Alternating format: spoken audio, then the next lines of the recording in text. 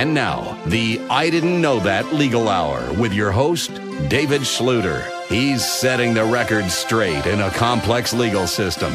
Get ready to find yourself saying, I didn't know that. Good afternoon, everybody in the massive Chicago area, 560 WIND listening area.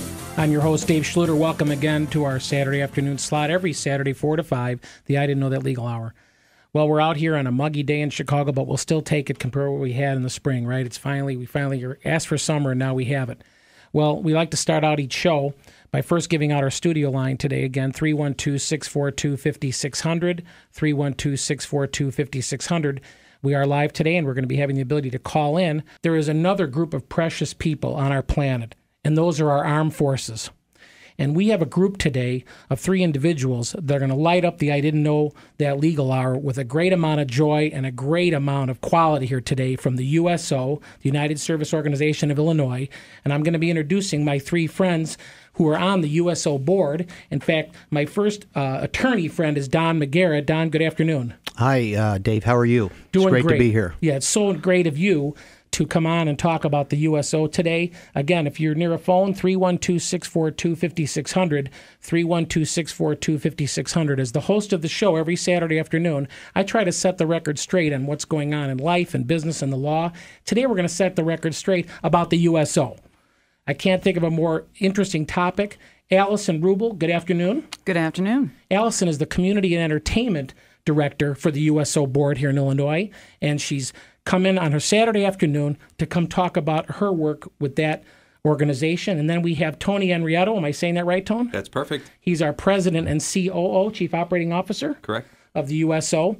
So first of all, I'll let any of you answer this. I know the mission statement because I did some research, but does anybody want to let the folks know in the 560 WIND listening area about the mission of the USO? Well, the USO has a long history. It's been around since 1941. A lot of people think of Bob Hope when they think of the USO. For over 68 years, we are still here. We're here today to tell you that we're still here.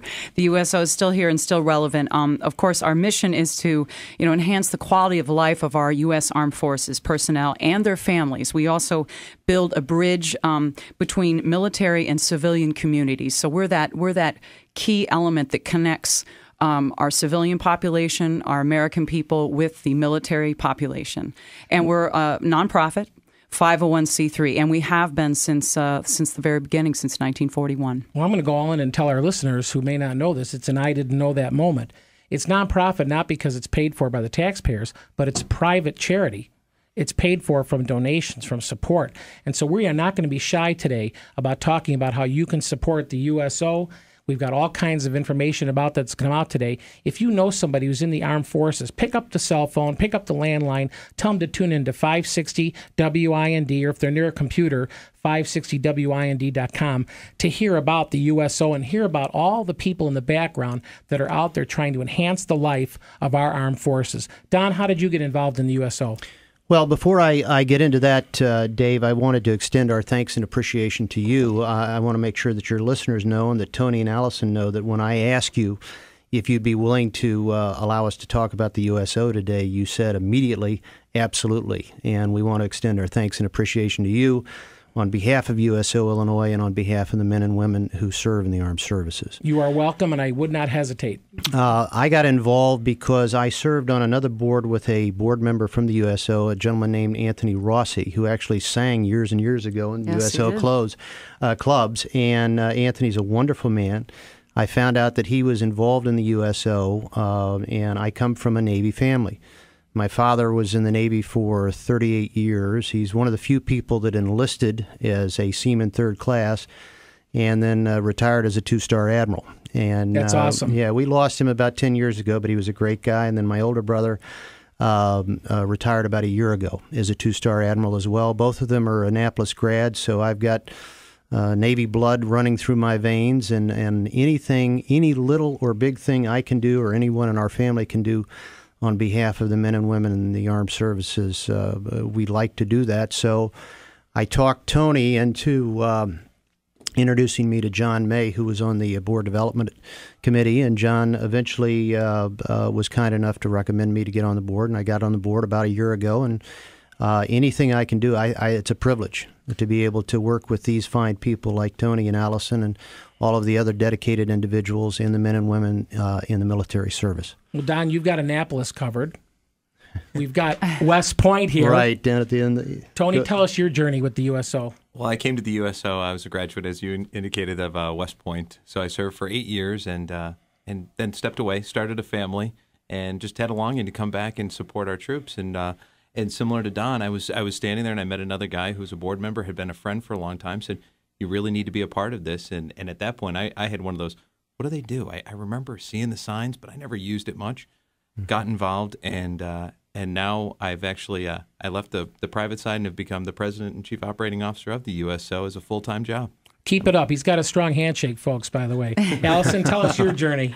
Well, I came to the USO as a volunteer. When I'm not working with USO, I'm a musician in Chicago. So I started off doing a show, and it evolved into, hey, can you do this? And I said, yeah. Can you do that? Yeah, I could do that. And then it evolved into a position which now I do our entertainment program and also our community outreach. So it sort of worked well with my training as a musician in the theater world, and was able to meld that together. And being a patriotic American, you can't help but be sold on the USO. So I was really pleased to become involved. Even though it's a volunteer corps. Yes, that's correct. We still have over, 1 million people out there? And how many people are enlisted right now in active duty? Do we have any of those numbers? I think the number they're going with is 2.4 million. Did you hear that? I didn't know that. Active duty guard and reserve, men and women. Right. Well, right, the guard, because a lot of them they're not just going to meetings. I mean, they are overseas. They're active. You're right. Absolutely. And we're even losing some of the guard here in Illinois recently. It's very sad.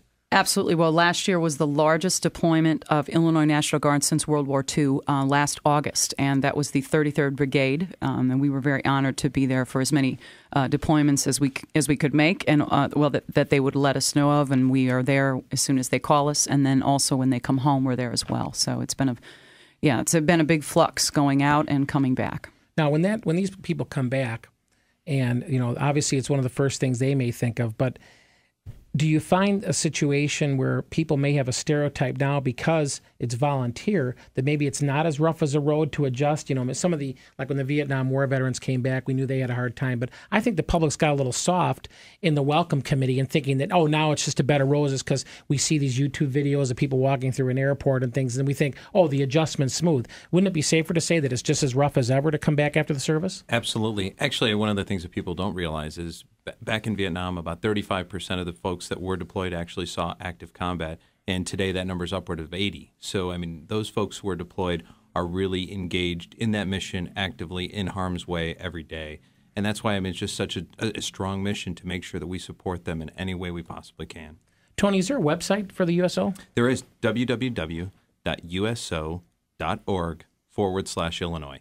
You want to go ahead and give that again? www.uso.org/Illinois. Now, in our next segment, what we're going to be going through, Allison mentioned that she primarily was in entertainment before she got involved at a board-level capacity here for the USO.